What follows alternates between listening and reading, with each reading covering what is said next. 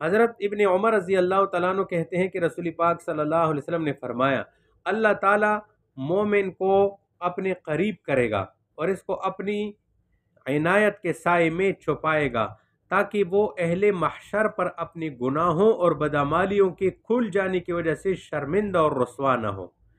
پھر اللہ تعالیٰ اسے پوچھے گا کہ کیا تو اس گناہ کو جانتا ہے؟ کیا تو اس گناہ کو جانتا ہے؟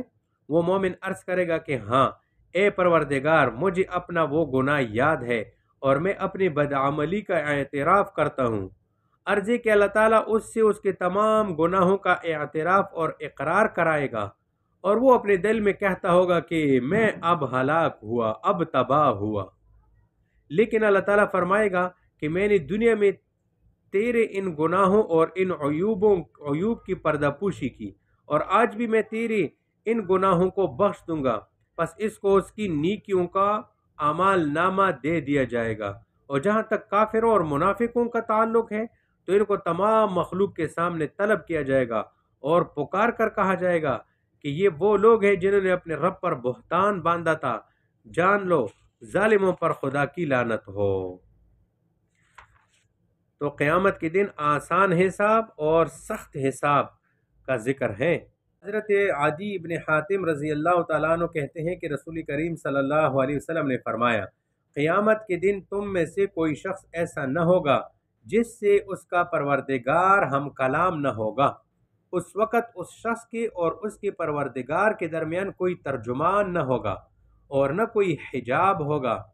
جب بندہ اپنی دائیں طرف نظر ڈالے گا تو اس کو وہ چیزیں نظر آئے گی جو اس نے آگے بھیجی ہوگی، اور جب بندہ اپنے بائیں جانب نظر ڈالے گا تو اس کو وہ چیز نظر آئے گی جو اس نے آگے بھیجی ہوگی، اور جب وہ اپنے آگے دیکھے گا تو اس کو اپنے منہ کے سامنے آگ نظر آئے گی۔ پس تم لوگ آگ سے بچو، اگرچہ کھجور کے ایک ٹکڑے ہی سی کیوں نہ ہو، اللہ کی رضا کے لیے دے دو کہ اللہ پاک اس کے ذریعے سے آگ سے حفاظت فرمائے۔ حضرت عائشہ رضی اللہ تعالیٰ عنہ سے روایت ہے کہ نبی پاک صلی اللہ علیہ وسلم نے فرمایا، قیامت کے دن جس سے حساب لیا جائے گا وہ تباہ ہو جائے گا۔ حضرت عائشہ رضی اللہ تعالیٰ عنہ کہتی ہے کہ میں نے عرض کیا کہ کیا اللہ تعالیٰ نے حساب کے حق میں فرمایا نہیں ہے فَسَوْفَ يُحَاسَبُ حِسَابًا يَسِيرًا، یعنی جس شخص کا نام اعمال اس کے دائیں ہاتھ میں دیا جائے گا پس قریب ہوگا کہ اس کا حساب آسان ہو۔ آپ علیہ السلام نے فرمایا یہ آسان حساب صرف پیشی کرنا ہے اور بیان محض ہے، لیکن جس سے حساب میں مناقشہ کیا جائے گا وہ یقیناً تباہ ہو جائے گا۔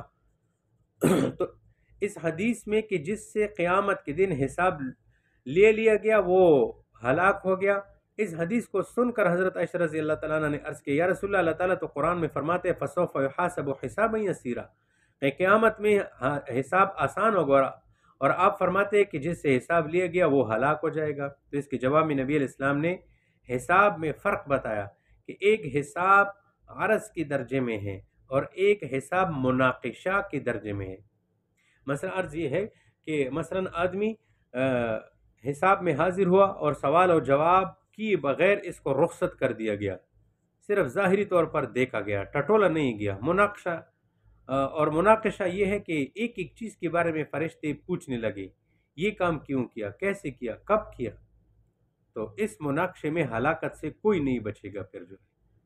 وعنہ قال سمعت رسول اللہ صلی اللہ علیہ وسلم یقول یکشف ربنا عن ساقہ فیسجد له كل مؤمن ومؤمنة ويبقى من كان يسجد في الدنيا رياء وسمعة فيذهب ليسجد فيعود ظهره طبقا واحدا متفق علیہ۔ حضرت ابو سعید خدری رضی اللہ تعالیٰ عنہ کہتے ہیں کہ میں نے رسول پاک صلی اللہ علیہ وسلم کو یہ فرماتے ہوئے سنا کہ ہمارا پروردگار اپنی پنڈلی کھولے گا کما یلیق بشانہ، جیسا اس کی شان ہے، بس تمام مومن مرد عورتیں اس کو سجدہ کریں گی، اس کو دیکھ کر سجدے میں گر جائیں گے، لیکن وہ شخص سجدہ نہیں کرے گا جو دنیا میں ریاکاری کے لیے سجدہ کرتا تھا۔ تو گویا وہ سجدہ کرنا چاہے گا مگر اس کی پشت یعنی اس کی یہ ریڑھ کی ہڈی یہ ایک بے جوڑ ہڈی بن جائے گی، جس کی وجہ سے وہ سجدہ کرنے پر قادر نہیں ہو سکے گا۔ یعنی مطلب یہ کہ ریاکار کی عبادت مقبول نہیں ہوگی، یہ اس کا جو پیٹھ ہے، پشت ہے، یہ بالکل تختہ بن جائے گا، سجدہ نہیں کر سکے گا یہ بندہ۔ حضرت ابو سعید خدری رضی اللہ تعالی عنہ سے روایت ہے کہ آپ صلی اللہ علیہ وسلم نے فرمایا، اللہ تعالیٰ آواز دے گا کہ اے آدم۔ آدم جواب دیں گے کہ میں حاضر ہوں، تیری تابعداری کے لیے تیار ہوں، ساری بھلائیاں تیری ہی ہاتھ میں ہیں۔ اللہ تعالیٰ فرمائے گا آگ والوں کے لشکر کو نکال لو۔ آدم عرض کریں گے کہ دوزخیوں کے لشکر کی تعداد کیا ہے؟ اللہ تعالیٰ فرمائے گا کہ ہر 1000 میں سے 999 دوزخ کے لیے اور 1 جنت کے لیے۔ یہ حکم خداوندی سن کر چھوٹی عمر والا بوڑھا ہو جائے گا اور ہر حاملہ عورت اپنا حمل ضائع کر دے گی، اور اس وقت تم دیکھو گے کہ لوگ گویا نشے میں مست ہیں، حالانکہ وہ مست نہیں ہوں گے بلکہ عذاب الہی بہت سخت ہے۔ صحابہ نے عرض کیا کہ وہ ایک ہم میں سے کون ہوگا؟ حضور علیہ السلام نے فرمایا اطمینان رکھو، غم نہ رکھو، غم نہ کھاؤ، ایک شخص تم میں سے ہوگا اور 1000 شخص یاجوج اور ماجوج میں سے ہوں گے۔ پھر نبی علیہ السلام نے فرمایا اس ذات کی قسم جس کے ہاتھ میں میری جان ہے، میں امید رکھتا ہوں کہ تم اہل جنت کی مجموعی تعداد کا 1/4 حصہ ہوں گے۔ ابو سعید کا بیان ہے کہ یہ سن کر ہم نے تکبیر نعرہ بلند کیا۔ نبی علیہ السلام نے پھر فرمایا کہ میں امید رکھتا ہوں کہ تم اہل جنت کی مجموعی تعداد کا 1/3 حصہ ہوں گے۔ ہم نے پھر نعرہ تکبیر بلند کیا۔ نبی علیہ السلام نے پھر فرمایا کہ میں امید رکھتا ہوں کہ تم اہل جنت کی مجموعی تعداد کا آدھا حصہ ہوں گے۔ ہم نے پھر نعرہ تکبیر بلند کیا۔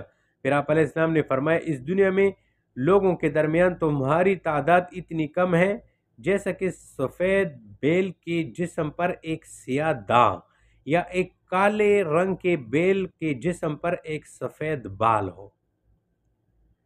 پوری دنیا کے اعتبار سے تم ایسے۔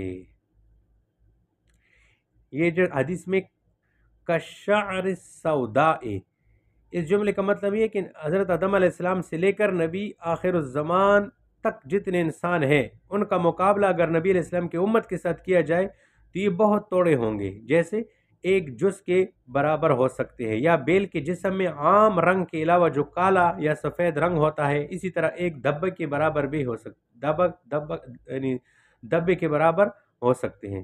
یہ قلیل حیثیت تمہاری ہوگی، مگر اس قلت کے باوجود جب جنت میں تمہاری حیثیت کو دیکھا جائے گا تو تم اہل جنت کے نصف کے برابر ہوں گے۔